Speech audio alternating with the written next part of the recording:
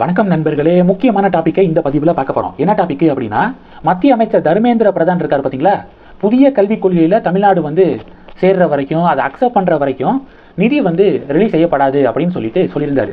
உடனே திமுக உடைய கூட்டணி கட்சிகள்லாம் கொந்தளிக்க ஆரம்பிச்சிட்டாங்க. அரசியலில் புது வரவாக இருக்கக்கூடிய விஜய் இருக்காருல்ல, அவரெல்லாம் கொந்தளிச்சு அறிக்கை வெளியிட்டிருக்காரு. இப்போ ஹெச் ராஜா இருக்காருல்ல, பாஜகவுடைய மூத்த தலைவர் ஹெச் ராஜா என்ன சொல்லியிருக்காரு தெரியுமா? ஹிந்தி எதிர்ப்பு போராட்டத்தில் உயிர் நீத்த மொழிப்போர் தியாகிகளுடைய குடும்பத்தை சேர்ந்த ஒருவருக்கு கூட இந்த கடந்த 57 வருடங்களாக திமுக சட்டமன்ற அல்லது நாடாளுமன்ற தேர்தலில் போட்டியிடக்கூடிய வாய்ப்பை வழங்கினதில்லை. மொழிப்போர் தியாகிகளுடைய ஃபேமிலியை சேர்ந்த ஒருத்தங்களுக்கு கூட கடந்த 57 வருடங்களாக தேர்தலில் போட்டியிட திமுக வாய்ப்பு வழங்கியதில்லை அப்படின்னு சொல்லிட்டு ஹெச் ராஜா அவர்கள் பதிவு போட்டிருக்காரு. ஒட்டுமொத்த திமுகவினரும் இது மாதிரி ஹிந்தியை திணிச்சுக்கிட்டே இருந்தீங்க, மும்மொழி கொள்கையை எங்கள் மேலே திணிச்சிங்க அப்படின்னா தமிழ்நாடு ஒரு பெரிய ஒரு போராட்டத்தை நடத்தும், டெல்லி பார்க்கும் அதை அப்படி இப்படின்னு சொல்லிட்டு திமுகவினர் பதிவுகள் போடுறாங்க. ஒரு பெரிய போராட்டத்தில் மக்கள் தன்னெழுச்சியோடு கலந்துக்குவாங்களா அப்படின்னா, இருக்கிற வேலை வெட்டியை விட்டுட்டு பொதுமக்கள் இது மாதிரி ஒன்றும் இல்லாத ஒரு போராட்டத்தில் கலந்துக்கிறதுக்கு வாய்ப்பு இல்லை அப்படின்னு தான் நான் பார்க்குறேன். ஏன்னா நீங்கள் முன்னாடி ஒரு 2 முறை ஹிந்தி எதிர்ப்பு போராட்டம் நடந்துச்சுல, அப்போ சிபிஎஸ்சி பள்ளிகளுடைய எண்ணிக்கையெல்லாம் கம்மி, சிபிஎஸ்சி பள்ளிகள்லாம் இல்லை. அப்போ திமுகவுடைய இந்த போராட்டம் இதெல்லாம் மக்கள் மத்தியில் ஈடுபட்டிருக்கோம். ஆனால் இன்னைக்கு நிலைமை என்ன? வீதியில் ஒரு சிபிஎஸ்சி பள்ளி இருக்குது. நம்ம ஊரில் பார்த்தீங்கன்னா கொஞ்சம் வண்டி எடுத்துகிட்டு கொஞ்சம் டிஸ்டன்ஸில் போனீங்கன்னா ஒரு சிபிஎஸ்சி பள்ளியை நீங்கள் பார்க்க முடியும். சிபிஎஸ்சி பள்ளிகளில் என்ன நிலைமை? மும்மொழி கொள்கை ஃபாலோ செய்யப்படுது. இதை தான் தர்மேந்திர பிரதான் தெரிவித்தார்.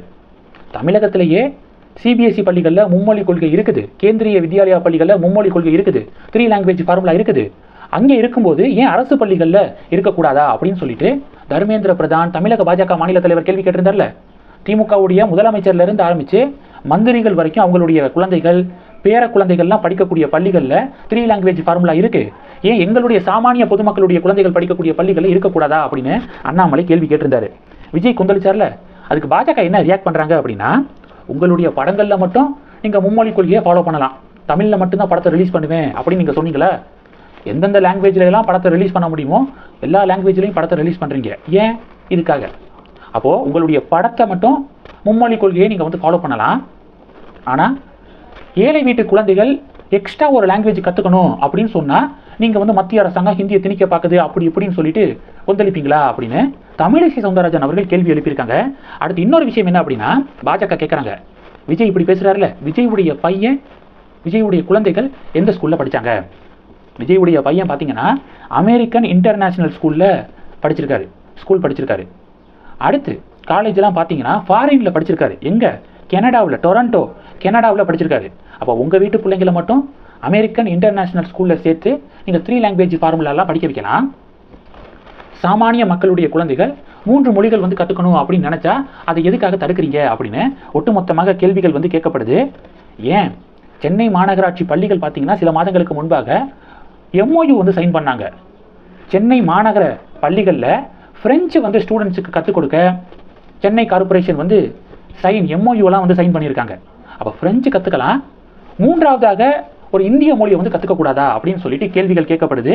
அதனால இது பொதுமக்களுக்கு நல்லா தெரிகிறதுனால சிபிஎஸ்சி பள்ளிகளில் மட்டும் 3 லாங்குவேஜ் படிக்கிறாங்க. ஆக்சுவலாக தமிழகத்தில் தான் காசு கட்டி ஹிந்தி டியூஷனுக்கு தங்களுடைய குழந்தைகளை சேர்க்கக்கூடிய பெற்றோர்கள் அதிகம். காசு கட்டி ஹிந்தி படிக்கட்டும், ஒரு லாங்குவேஜ் கற்றுக்கட்டும் அப்படின்னு சொல்லிட்டு நினைக்கக்கூடிய பெற்றோர்களுடைய எண்ணிக்கை தமிழகத்தில் அதிகம். அப்படி இருக்கும்போது பொதுமக்கள் யோசிக்க தயாராகிட்டாங்க.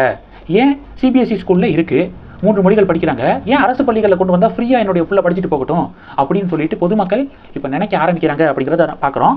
அதனால இப்போ திமுகவுடைய கூட்டணி கட்சிகள் இந்த ஹிந்திக்காக ஒரு பெரிய போராட்டம் நடத்தினா அது படுதோல்வியை தான் சந்திக்கும் அப்படின்னு நான் நினைக்கிறேன். நீங்கள் என்ன நினைக்கிறீங்க?